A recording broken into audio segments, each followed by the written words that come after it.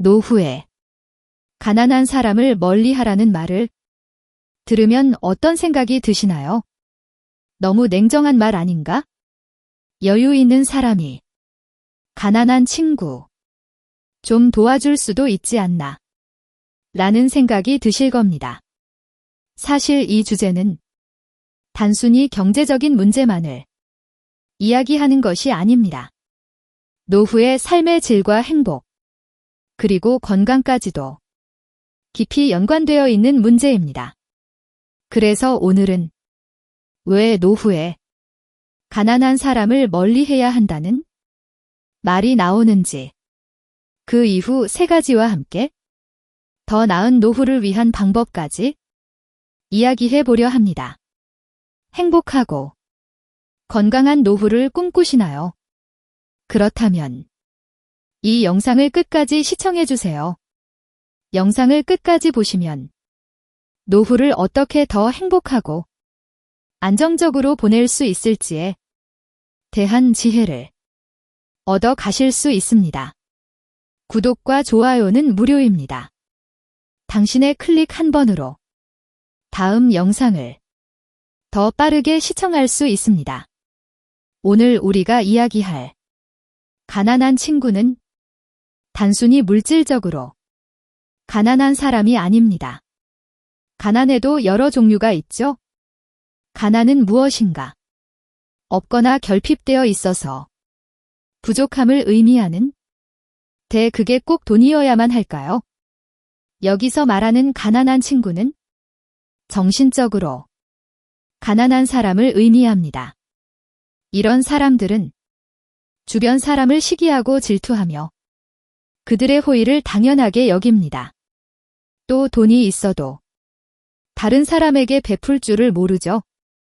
인생을 살면서 한 번쯤은 이런 친구를 만난 적이 있을 겁니다.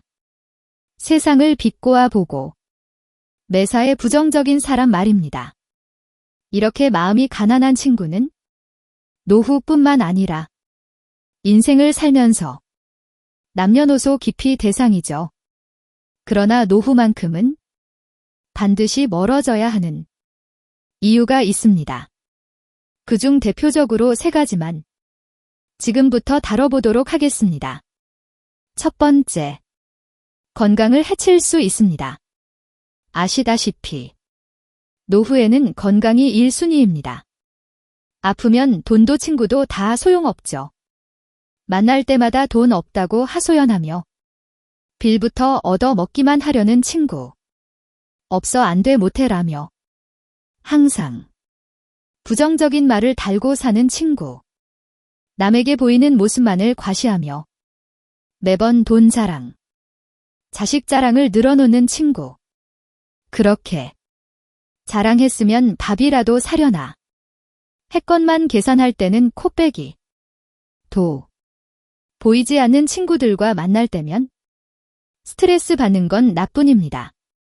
특히 노후에는 몸도 마음도 젊었을 때에 비해 상대적으로 약해져 있기 때문에 마음의 평온이 무엇보다 중요합니다.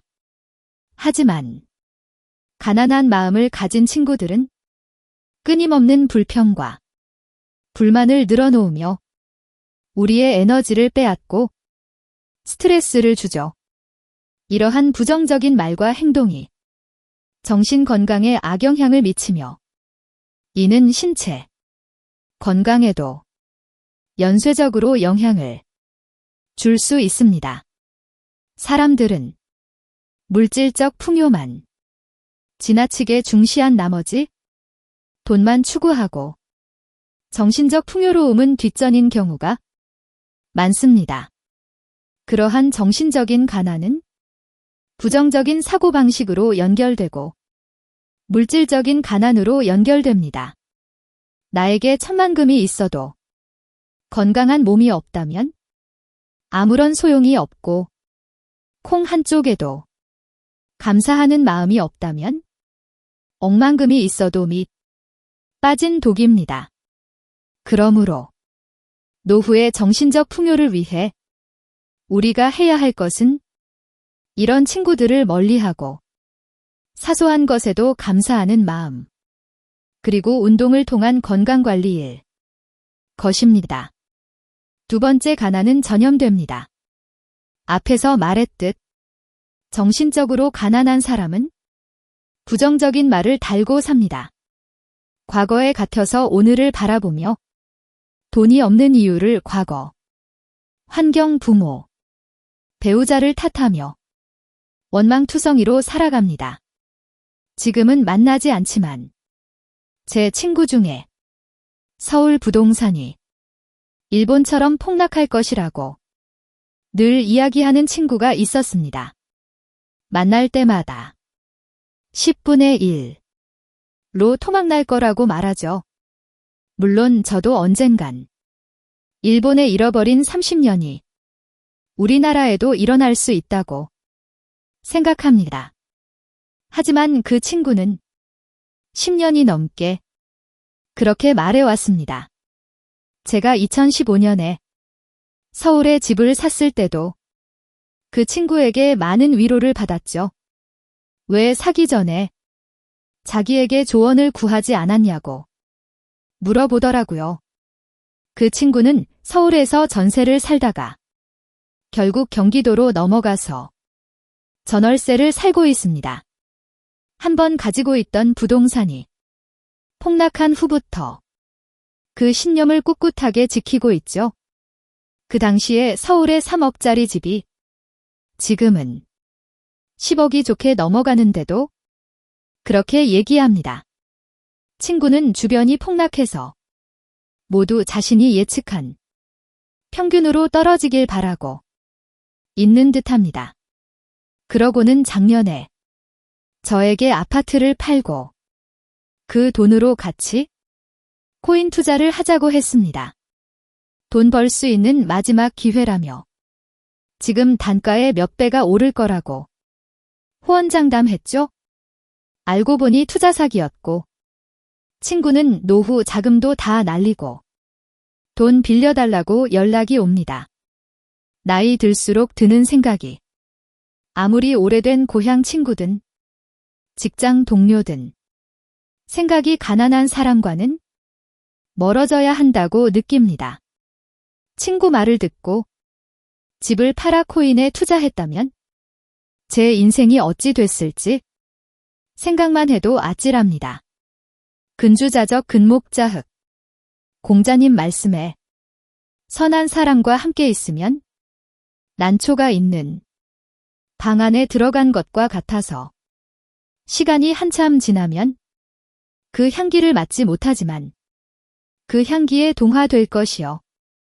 선하지 못한 사람과 함께 있으면 절인 생선 가게에 들어간 것과 같아서 시간이 한참 지나면 그 냄새를 맡지 못하지만 역시 그 냄새에 동화될 것이니 붉은 것을 지니고 있는 것은 붉어지고 검은 것을 지니고 있는 것은 검어지느니라. 이 때문에 군자는 반드시 함께 지내는 사람에 대해서 신중한 것이니라. 사람의 무의식은 우리가 많이 접하고 자주 경험한 것들을 저장한다고 합니다. 우리의 뇌는 의식적으로 끌어낼 수 있는 기억뿐만 아니라 우리가 겪은 모든 경험을 무의식적으로 저장한다고 하죠. 이러한 무의식은 우리의 선택이나 행동의 90% 이상의 영향을 미친다고 알려져 있습니다. 결국 가까운 사람은 우리의 의사결정과 생활 패턴에 큰 영향을 끼칩니다. 특히 노후에 더욱 조심해야 하는 이유는 노후에는 자산관리와 건강관리 등 중요한 결정을 내려야 할 일이 많은데 이때 부정적인 영향을 받으면 판단력이 흐려져 잘못된 선택을 하기 쉽습니다. 예를 들어 노후 자금을 어떻게 관리할지 고민 중인 사람이 주변에서 끊임없이 한탕 해보자. 인생 한방이야. 라는 말을 듣는다면 원래는 안정적으로 노후를 계획했던 사람도 큰 위험을 감수하는 투자를 선택할 수 있습니다. 이런 잘못된 선택은 돌이킬 수 없는 결과를 초래할 수 있죠. 부정적인 환경에 오래 노출되면 우리의 판단력과 선택에도 큰 영향을 미칠 수 있기에 항상 경계해야 합니다. 세 번째, 시간을 갉아먹습니다. 노후의 시간은 길다면 길고 짧다면 짧은 시간입니다. 은퇴 후 삶은 평생 해온 일과 자녀들을 모두 독립시키고 오로지 자신만을 위한 시간을 보낼 기회이죠.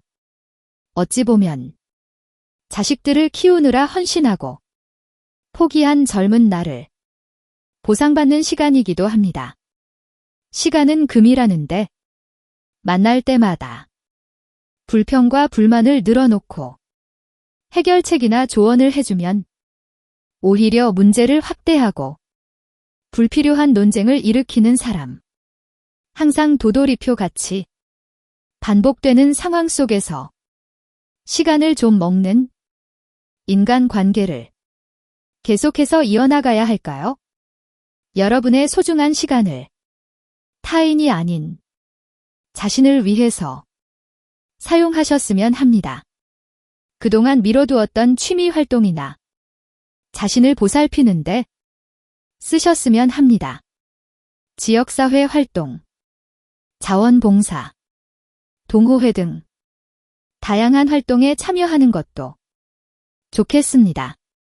거기서 새로운 사람들을 만나고 같은 관심사를 가진 사람들과 어울리는 것, 그로 인해 노후를 더욱 풍요롭게 보낼 수 있을 거라 생각합니다. 이 영상을 통해 여러분께서 더 나은 노후를 준비하시는데 도움이 되었기를 바랍니다. 끝까지 시청해주신 지혜, 동행 가족 여러분들은 노후를 위해 항상 노력하시는 분들이니 분명 앞으로의 여생에 좋은 일이 가득하리라 생각합니다. 여러분의 노력이 결실을 보아 건강하고 행복한 노후를 보내시길 진심으로 응원하겠습니다. 앞으로도 더 유익하고 도움이 되는 영상으로 찾아뵙겠습니다. 여러분 모두 행복한 하루 보내세요. 감사합니다.